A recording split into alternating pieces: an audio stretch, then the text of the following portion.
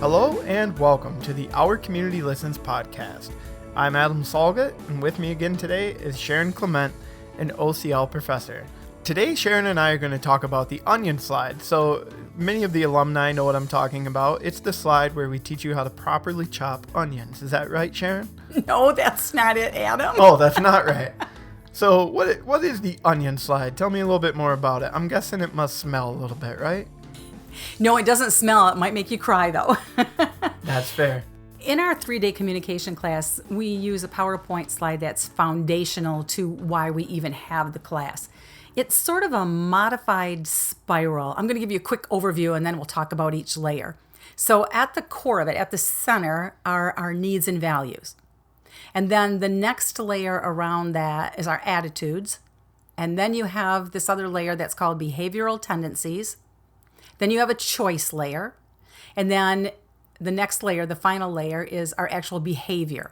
So the idea here is that we have these needs and values that shape our attitudes, that in turn kind of shape our behavioral tendencies. But before we actually exhibit the behavior, there's a choice. So now let's break that apart a little bit. Our needs and values are at the core of who we are. For the most part, they're formed early in our lives by a number of factors. These include genetics, culture, family of origin, etc., those sort of things that we're all familiar with. Some other things that I found kind of interesting are birth order, where we fall in the family hierarchy, contributes to our attitudes, to our values. Our birth date.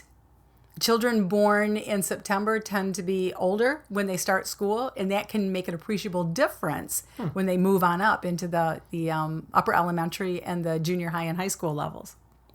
And our diet, something as simple as what we eat. That's interesting. Yeah, I was surprised at that one. It makes sense because if you do a lot of research on different types of foods and fast foods, all the different things that trigger certain, things that are added to our foods, and we're not going to get into that, even though I joked about us being a food podcast in the beginning. But it does make sense that diet could come into play. Yeah, it does. So these are just some of the variables that can shape our values and our needs.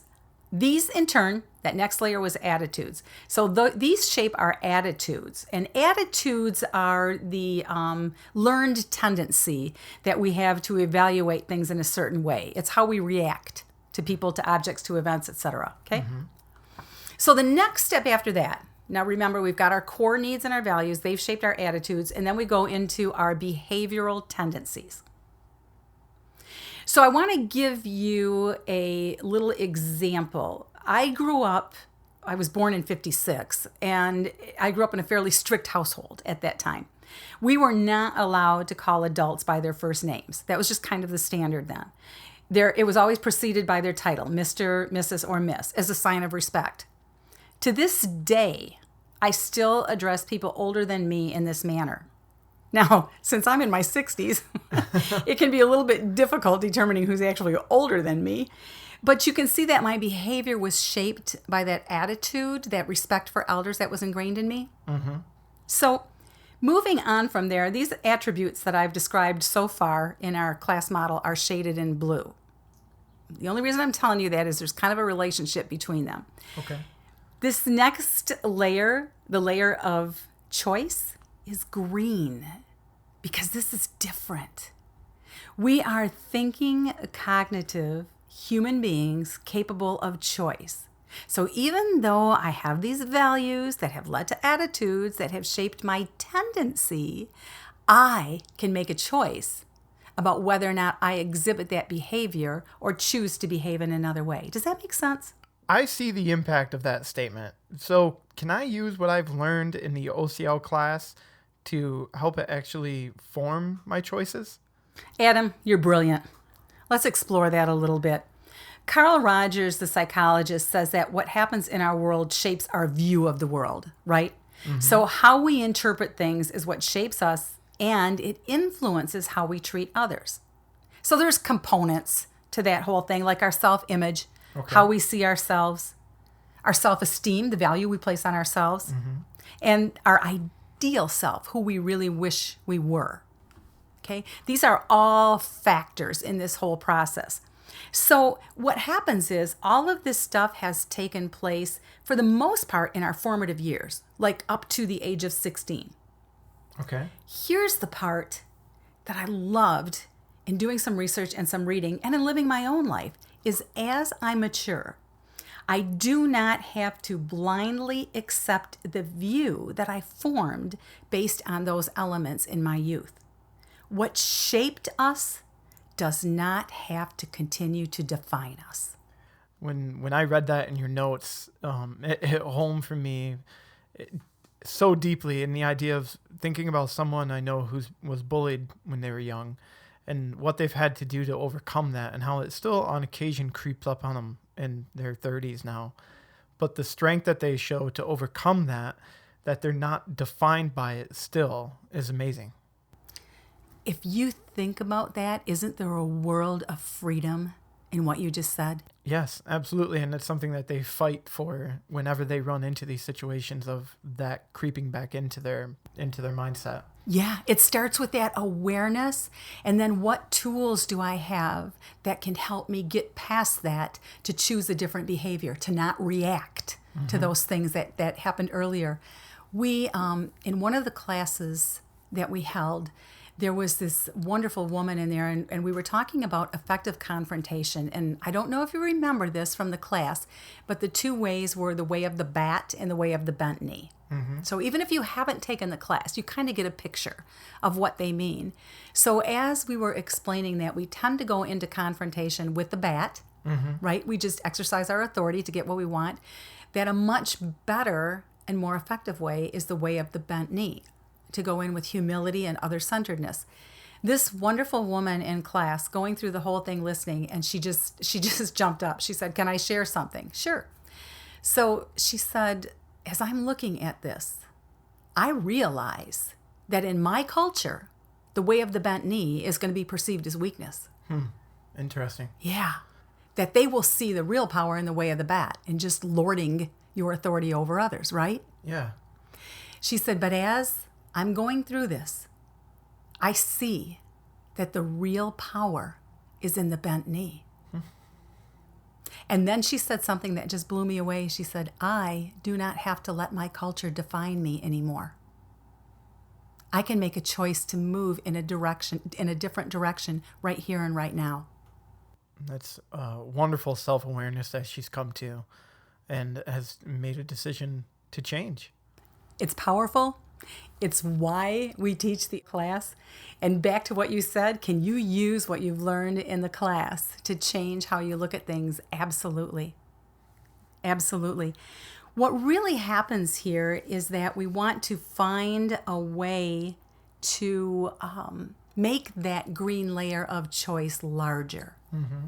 We want as many options in there as we can possibly have, right? Yeah. So here are some ways to do that. First of all, what we input into our minds is critical. So I've heard you refer to that as garbage in or garbage out. You got it. You got it. If I'm going to take in garbage, I'm going to spew garbage. It's just the way it works, right? That's all I have. Yep. So what I read, what I expose myself to on TV, online, video games, all of those things are going to make a difference on what choices and tools I have. If I pursue excellence, I'm going to give myself excellence as one of the options when I make choices. That's awesome. Another way that we can affect the choices that we make is our relationships. So be intentional. One of the things that I loved in reading this was seek those who live out the goals that you've set for yourself. If you want a better marriage, seek people who have a better marriage.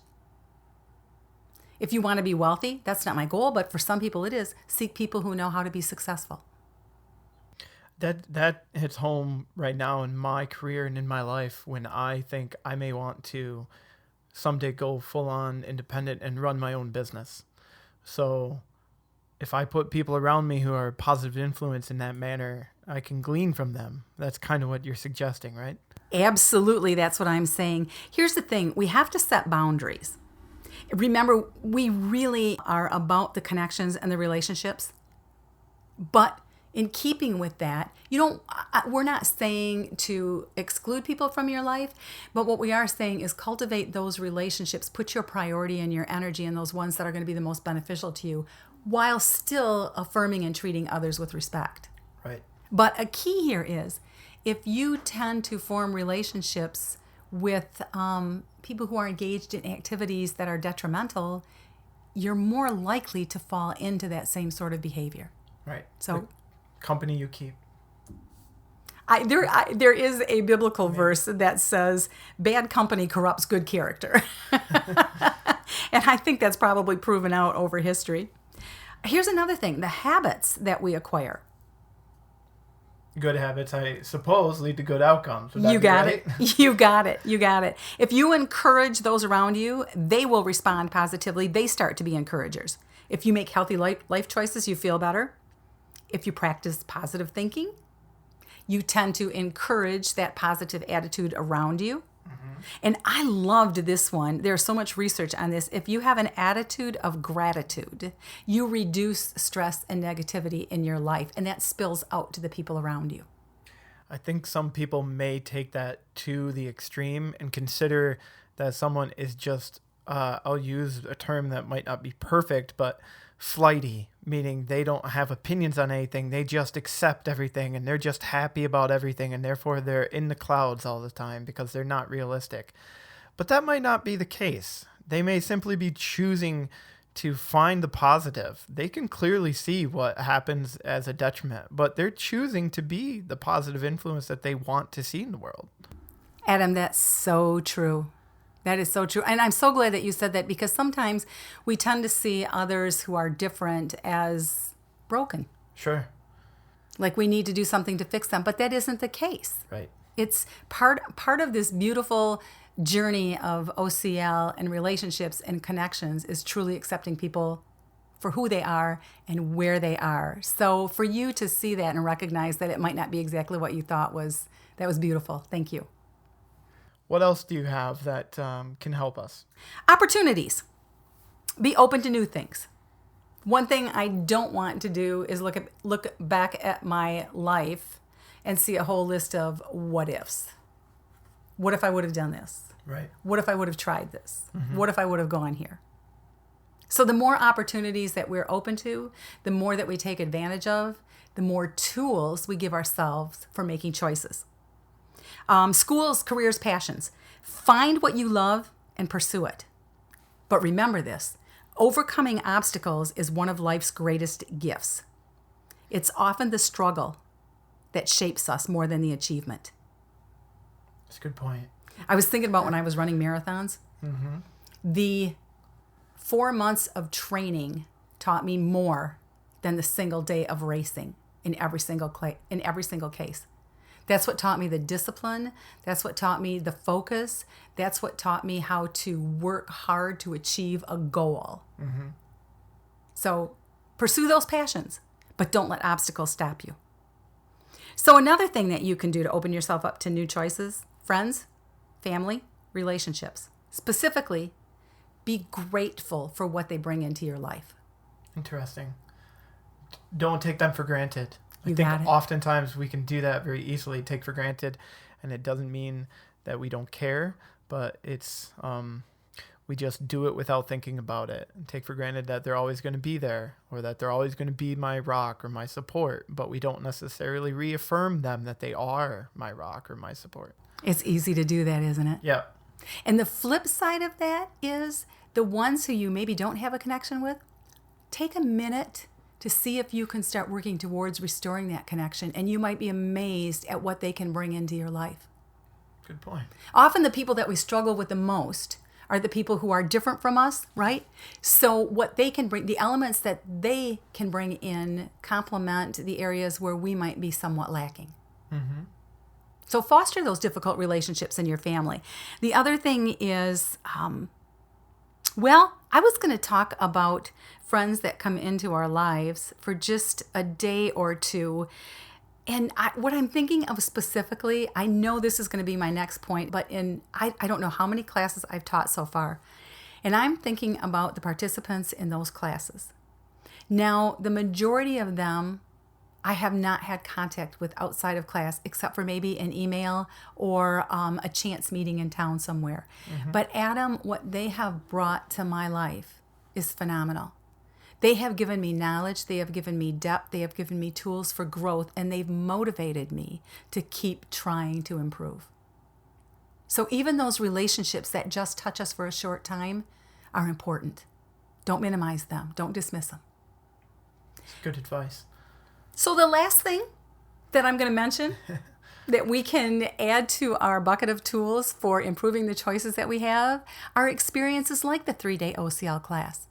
If you can find something like that that challenges you to grow, to look at things in a new way, to step outside your comfort zone, that's a huge way to enhance the choices, the options that you have for choices. When you're in between that behavioral tendency and what behavior will I actually exhibit, it gives you a whole different way to look at things.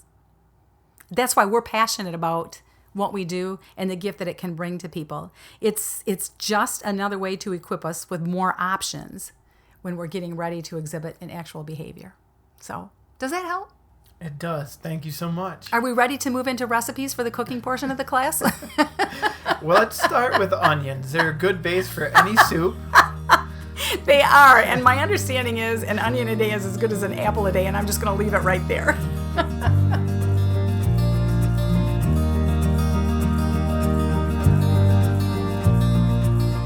Sharon, thank you so much for coming in today. I really appreciate you going through the onion slide with me. You're so welcome, Adam. Thank you for helping us get the message out and change the world. Alumni, remember, if you need any refreshers about these onion slides or anything else from the OCL course, hit us up on our Facebook page. And don't forget, you are the message.